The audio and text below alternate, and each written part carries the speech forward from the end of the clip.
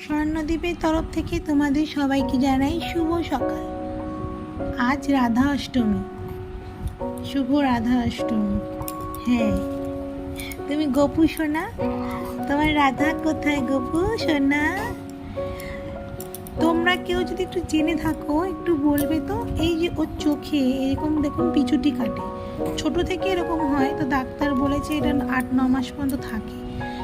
যদি কারো জানা থাকে একটু জেনে আমাকে একটু বলো যে এই পিছুটি কি তার আগে কখনো কাটানো যায়, কিভাবে কাটানো যায়। ওষুধ দেওয়া বারণ করেছে, ওষুধ দেওয়া যাবে না। চোখের ড্রপার একটা চলছিল, আই ড্রপটা, তো ওটা দেওয়া চলবে না বলেছে। এমনি এমনি মাসাজ করতে করতে, যেমন এরকম ধরে ধরে মাসাজ করতে করতে নাকি কমে যাবে। তো ও তো মাসাজ করতেই দেয় না, আর ঘুমানোর সময় তো একদমই না, কারণ ও ভীষণই বদমাশ। ঘুমানোর সময় ওকে টাচ করা একদমই যাবে না, তাহলে ঘুমটাও ভেঙে যাবে, তাই তো। আর এই স্বর্ণদ্বীপ লাইফস্টাইলে আমি তোমাদের জানাতে চাই যে স্বর্ণদ্বীপ জানতে চাই আন্টিদের কাছ থেকে যে এইগুলো আমার কি করে কমবে, কিভাবে কমবে। যদি কেউ জেনে থাকো আমার স্বর্ণদ্বীপের জন্য একটু বলো, কারণ আমার স্বর্ণদ্বীপ এই পিছুটিটা নিয়ে ভীষণভাবেই ওর একটু প্রবলেম হচ্ছে।